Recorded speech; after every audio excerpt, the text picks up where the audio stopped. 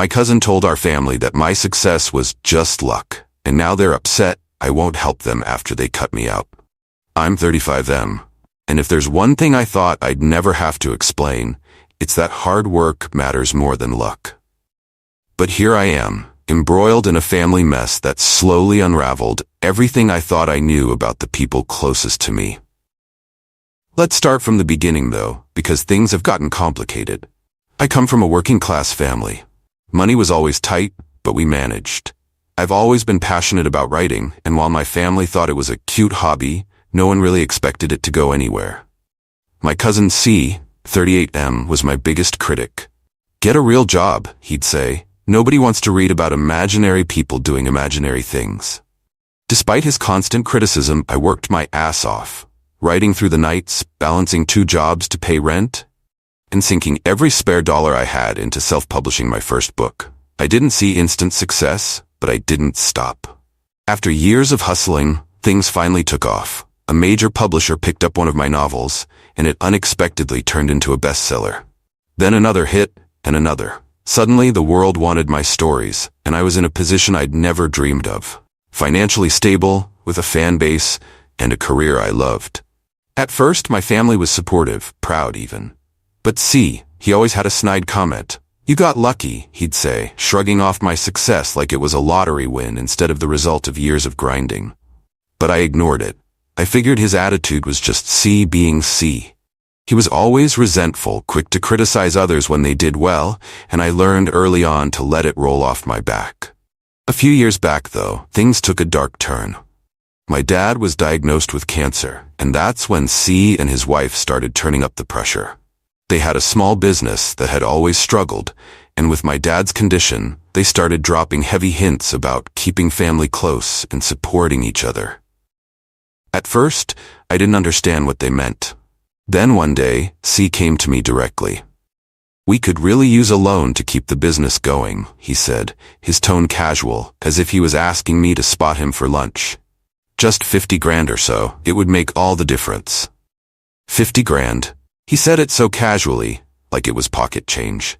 I tried to explain that my money was tied up in investments and that I wasn't just sitting on piles of cash, but he didn't want to hear it.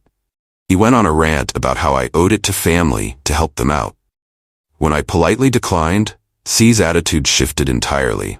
He told our family that my success was all just luck, and that I'd become too good for them. Soon, I started hearing from aunts, uncles, even distant cousins about how I'd abandoned my roots, how I thought I was too big for the family now. And C was right there, fanning the flames, reminding everyone that I was just lucky, nothing more. Eventually, they cut me out of family gatherings. They'd have get-togethers without inviting me, and I'd only hear about them after the fact through social media or an offhand comment from my mom. It stung, but I tried to focus on my work. I figured that if they couldn't see the truth, then maybe we just weren't meant to stay close. And for a while, things stayed quiet. But then last year, I got engaged. I was over the moon, ready to start a new chapter, and I genuinely wanted my family to be a part of it. I even sent invites to the whole family for the engagement party, hoping it could be a fresh start. But when C and his wife arrived, they didn't even try to be civil. They spent the entire evening making snide comments about how lucky I was to have found someone, despite my personality. And when they found out I'd bought a house, they cornered my fiancé, asking how much it was worth, how we'd managed to afford it, and suggesting loudly that we must have taken out a massive loan and were living beyond our means. My fiancé was horrified, but I tried to keep the peace. Then, the final straw. My dad's health took a turn for the worse, and he was in and out of the hospital. I visited as often as I could, and during one of my visits, I found out that C had been spreading a rumor that I was hiding some kind of family inheritance that I refused to share with anyone. Apparently, he'd convinced half the family that I was hoarding money that should have been split among everyone. I confronted him directly, but he just smirked and said, "Well, if you're so rich, why don't you share the wealth?" It was absurd. There was no inheritance. Every penny I had I'd earned myself. But by this point, the rumor had taken on a life of its own. Suddenly, I was the bad guy, the greedy one who refused to share his fortune with family. Then C's wife stepped things up another notch. She went on my book's online reviews and left nasty comments under fake names, calling me a fraud and saying I'd stolen family money to fund my books. I recognized her language instantly. It was the same bitter, sarcastic tone she'd used at my engagement party. I tried to stay calm, but when I saw the reviews piling up, I lost it. My career, my reputation, everything I'd worked so hard to build was under attack, and it was all because they felt entitled to my money. So, I hired a lawyer and gathered all the evidence I could. Screenshots of the reviews, the defamatory posts, everything. My lawyer sent them a cease and desist letter, making it clear that any further attempts to tarnish my name would result in legal action. When they got the letter, they went ballistic. Word spread quickly through the family that I was bullying them, that I'd gone corporate and was trying to ruin their lives with legal threats. My phone started blowing up with calls and texts from family members, most of them asking me why I couldn't just let it go or be the bigger person. Then my dad called. He sounded exhausted, like this whole mess had drained him beyond repair. "Son, maybe you could consider just giving them something to quiet things down. They're not going to stop." Hearing that from my own dad hurt more than anything C and his wife had done. I knew he was stuck in the middle, but still, I couldn't believe he'd actually suggest I give in. "Dad," I said, trying to keep calm, "I'm not going to reward them for lying, manipulating, and dragging my name through the mud. They don't deserve a dime of my money." He sighed but didn't argue. "Just know they won't stop." And he was right. About a week after the letter, C and his wife spun a new story, painting themselves as victims of legal intimidation and spreading the narrative that I was bullying them through lawyers. They posted about it on social media, and soon enough a few relatives were back to reaching out, urging me to apologize and make peace.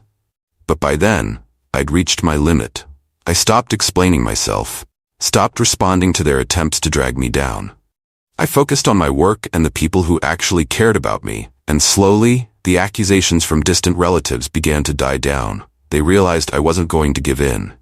Months went by, and I thought maybe things had finally cooled off. But one day, my parents called, saying C had organized a family meeting at his house to clear the air. Against my better judgment, I agreed to go, thinking maybe this was his way of making amends. When I arrived, I realized it was a setup. C had invited not just the immediate family, but also a few of his friends and distant relatives who barely knew the full story. They were all seated in a circle like it was some intervention, with an empty seat waiting for me in the center. I took one look at the setup and felt my blood boil. This wasn't a family meeting. It was an ambush. C kicked off with a speech about family loyalty and how wealth shouldn't divide us. He droned on about the values of family and how I'd supposedly lost my way, refusing to help those in need. When he finally stopped, all eyes turned to me. "What do you have to say?" he asked, smirking like he'd already won. I took a breath, looked around the room, and spoke up. "I think it's funny how everyone here is so quick to judge, but nobody seems interested in hearing what actually happened." C's wife rolled her eyes. "Oh please, we all know what happened. You got rich and abandoned everyone else." "That's not true," I said, staring her down. "I never abandoned anyone. I worked my ass off to get where I am, and I've always been willing to help people who genuinely needed it.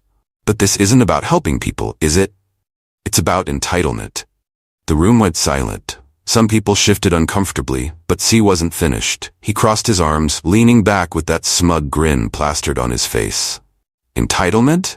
That's rich, coming from the guy who hoards money while his own family struggles." I held back a laugh. "Hoarding money? Are you serious? Everything I have, I earned. Do you have any idea how many sleepless nights, how many rejections, how many times I thought about giving up because it felt impossible? And you think I owe you something just because we share the same last name?" C's wife chimed in, her voice dripping with sarcasm. "Oh, poor you. Must be so hard to be a successful author. All that money and attention. How do you even survive?" I clenched my fists, feeling the frustration rising. I didn't come here to be ambushed and insulted. You want to talk about family? Family doesn't spread lies, try to ruin each other's careers, and manipulate everyone around them. You two have done everything you can to tear me down just because I wouldn't hand over my money like it was a charity fund. C's face turned red. He was clearly not used to being confronted, especially not in front of an audience.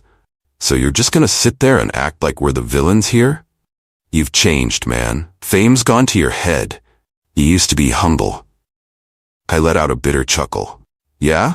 Well, maybe if you'd ever tried working for something instead of expecting it handed to you, you'd understand that this isn't about fame. This is about respect. Something you seem to have no concept of. One of my uncles, who'd been quiet up to this point, finally spoke up. I think we've all heard enough. Maybe this isn't the place for family disputes. But C wouldn't let it go. He turned to my fiancée, who'd come with me and had been sitting quietly by my side. And you're okay with all this? With being with someone who won't even help his own blood? My fiancée didn't miss a beat. She looked him dead in the eyes and said, I'm with someone who has integrity, who doesn't give in to blackmail or manipulation. So yes, I'm perfectly okay with it. The tension in the room was thick. C's wife muttered something under her breath, but at that point, I was done. I stood up, taking my fiancé's hand. I think we're finished here. You want to believe I'm some selfish, heartless monster? Fine. But don't come knocking on my door when you need something, because that door's closed. As we left, I could hear C muttering to the others, probably spinning another story to save face.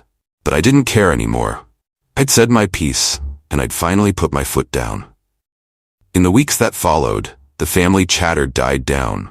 The rumors slowed, and eventually I stopped hearing from anyone except my parents. They understood now. Really understood the toll this had taken on me. My dad apologized for asking me to give in before, admitting he'd been desperate to keep the peace. And me? I moved on. I threw myself back into my work, and my fiancé and I started planning our wedding, free from the toxicity that had nearly consumed us. There's a certain freedom in letting go, in setting boundaries and standing up for yourself, even when it's with family. And it's a lesson I wish I'd learned sooner. Sometimes family can be the worst kind of entitled. So, if you ever find yourself surrounded by people who don't appreciate your worth, remember this. It's okay to walk away. Not everyone deserves a piece of your success, especially if they weren't there to help build it. And if you enjoyed this roller coaster, subscribe, because I have more stories where this came from, and trust me, they only get wilder.